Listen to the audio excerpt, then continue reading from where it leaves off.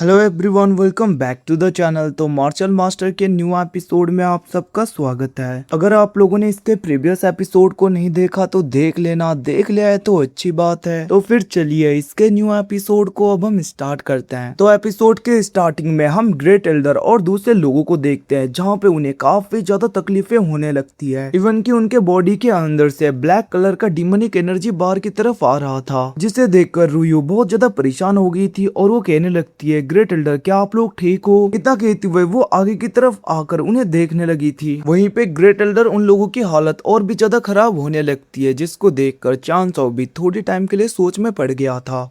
अभी काला बिल्ला आगे बढ़ते हुए उन सबको ध्यान से देखने लगता है। सब लोगों के आर पार जा रहा था और इधर उधर से उनके अंदर देखने की कोशिशें कर रहा था। अब कुछ टाइम के बाद में वो चांसो के पास में आते हुए कहने लगता है, इनके अंदर लाइफ एंड डेथ तालिस्मान का यूज किया गया है, जो कि डीमन क्लैन से बिलोंग करता है। जिसे सुन के चांसो भी शॉक हो गया था और वो कहने लगता है, क्या लाइफ एंड डेथ सोल तालिस्मान? वहीं पे दूसरी तरफ हम ग्रेट एल्डर उन लोगों को देखते हैं जिन्हें और भी ज्यादा मुश्किलें होने लगती है। तभी वहाँ पे ग्रेट एल्डर कहने लगा था, young master Chan Xiao, life and death soul talisman हमारे अंदर एंसेस्टर ने लगाया था ताकि उन्हें हम बिट्रे ना कर पाए। इवन कि उनके पास में जो डीमन लॉर्ड था उसने ही इन सबको बनाया था। अब ये सब कुछ कहते हुए वो वहाँ पे चिल्ला रहा था दर्द के मारे, जिसे देखकर दूसरी तरफ हम देखते हैं चैन साओ कहने लगा था, क्या इन्हें ठीक करने का कोई रास्ता नहीं है?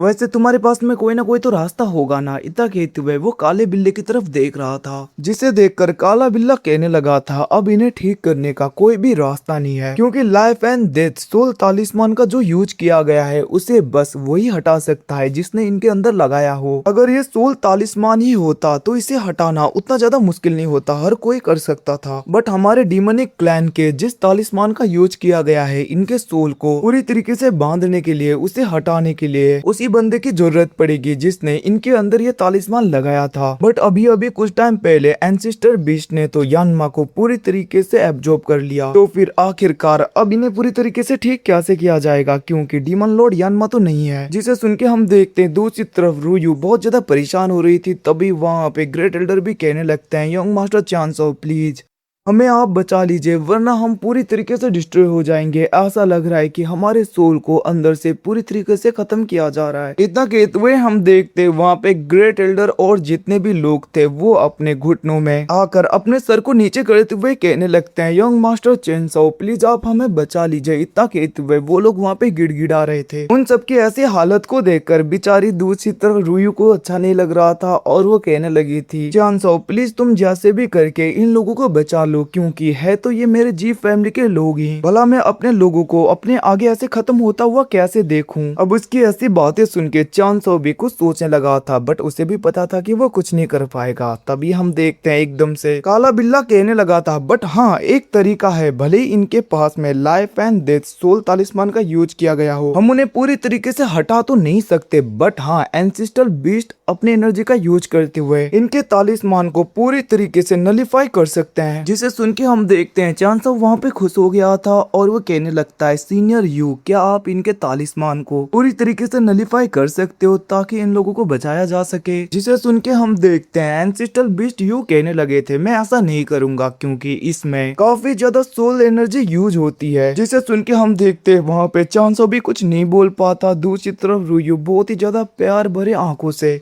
चांद साओ की तरफ देख रही थी। अब जिसे देखकर चांद साओ फिर से बोलता है, सीनियर यू प्लीज आप ऐसा करिए। बट हम देखते वहाँ पे एंसेस्ट्रल बीस्ट यू कुछ सोचने लगे थे और वो कहने लगते हैं, ठीक है अभी के लिए मैं तुम्हें अपनी एनर्जी यूज करने दे रहा हूँ इस लड़के की वजह से। याद रखना अगली बार से मैं ऐसा नहीं करने दूंगा, क्योंकि इससे मेरी काफी ज्यादा एनर्जी वेस्ट हो जाती है। इतना कहते हुए वो अपने एनर्जी को चांद साओ के अंदर डालने लगे थे, जिसकी वजह से चांद साओ की एनर्जी काफी ज्यादा बढ़ जाती है। और हम देखते हैं वो धीरे धीरे ऊपर की तरफ जाते हुए अपने डिवाइन क्यूब को बाहर निकाल के उसकी एनर्जी का यूज करने लगा था। इवन कि हम देखते हैं वो चारों ओर एक फॉर्मेशन को एक्टिवेट कर देता है, जिसके बाद में उस फॉर्मेशन की एनर्जी का यूज करते हुए वो ग्रेट एल्डर उन सब के अंदर अपने एनर्जी को डाल रहा था, जिसकी वजह से वो सब लोग हवा में उड़ने लगे थे, ऊपर की तरफ आने लगे थे। और हम देखते हैं चान साओ सीनियर यू के एनर्जी का यूज करते हुए उन सबके अंदर अपने लाइटनिंग एनर्जी को डालने लगा था। और हम देखते हैं वो धीरे धीरे उनके लाइफ एंड डेथ सोल तालिस्मान के नजदीक पहुंच जाता है और अपने एनर्जी का यूज करते हुए उन्हें बाहर की तरफ खींचने लगा था। बट इसे करने में काफी ज्यादा एनर्जी की जरूरत पड़ती है, जिसकी वजह से चान साओ को उन्हें खींचने में काफी ज्यादा मुश्किलें हो रही थी। इवन की ग्रेट एल्डर उन लोगों को भी काफी ज्यादा दर्द होने लगता है। दूसरी तरफ हम सीनियर यू को देखते हैं, उनकी एनर्जी भी काफी ज्यादा वेस्ट हो रही थी। अब हम देखते हैं एंसेस्ट्रल बीस्ट यू अपनी एनर्जी को और भी ज्यादा चान साओ को देने लगे थे और चान साओ भी अपने पूरे स्ट्रेंथ का यूज करते हुए लाइफ एंड डेथ सोल तालिस्मान को बाहर की तरफ खींचने लगता है। और हम देखते हैं कुछ टाइम के बाद में चान साओ ने सारे लाइफ एंड डेथ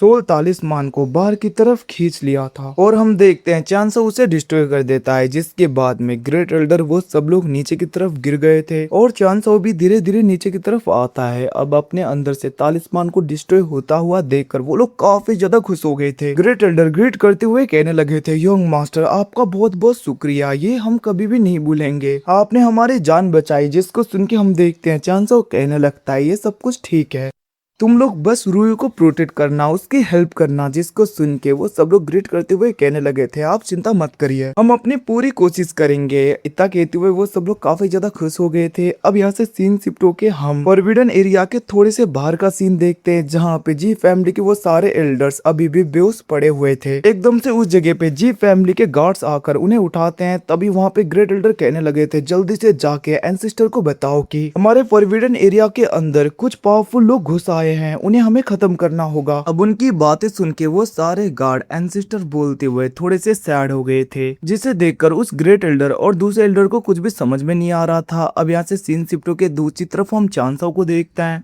जो कि अभी भी कल्टीवेट कर रहा था और उसकी स्ट्रेंथ पहले से काफी ज्यादा बढ़ गई थी। और वहीं पे हम काले बिल्ले को देखते हैं जो सो रहा था। और गाइस जो भी हो है तो ये एक बिल्ला ही। जैसे ही वो अपने आगे एक तितली को उड़ते हुए देखता है, वो नॉर्मल से बिल्ले की तरह एकदम से उसे पकड़ने के लिए उसके आगे पीछे दौड़ रहा था। वहीं पे हम चान साओ को देखते हैं, जो कि अपने बॉडी कल्टीवेशन को ग्रेट परफेक्शन तक पूरी तरीके से कल्टीवेट कर लेता है। और वो कहने लगा था, काले बिल्ले को देखो, मेरी फिजिकल स्ट्रेंथ काफी बढ़ गई। जिसको सुन के हम देखते हैं वो काला बिल्ला कहने लगा था, हमारी फिजिकल स्ट्रेंथ जितनी होनी चाहिए उतनी ठीक है, अब तुम्हें अपने ब्लड लाइन एनर्जी को अपने बॉडी के साथ में मर्ज करने के बारे में सोचना चाहिए, क्योंकि तुम्हारी फिजिकल स्ट्रेंथ जितनी होनी चाहिए ये सफिशिएंट है अभी के लिए। बस तुम्हें अपने ब्लड लाइन एनर्जी को अपने सोल और बॉडी के साथ में अच्छे तरीके से मर्ज करना होगा, ताकि तुम पैरासाइट बीट को पूरी तरीके से अवॉइड कर सको। इसे सुन के हम देखते हैं चान साओ कहने लगा था, तो इसका मतलब मुझे अपने सोल और ब्लड लाइन एनर्जी को अपने फिजिकल स्ट्रेंथ के साथ में पूरी तरीके से मर्ज करना होगा। इतना कहते हुए वो काले बिल्ले को कुछ पूछने वाला था, बट काला बिल्ला तो फिर से तितली के पीछे पड़ जाता है और वहाँ पे चान साओ उसे पूछ भी नहीं पाता। और हाँ गाइस, इसी के साथ में एपिसोड खत्म। Thanks for watching, bye bye, see you again. मिलते हैं अगले एपिसोड में, तब तक के लिए टेक केयर, अपना ख्याल रखना, बाय बाय।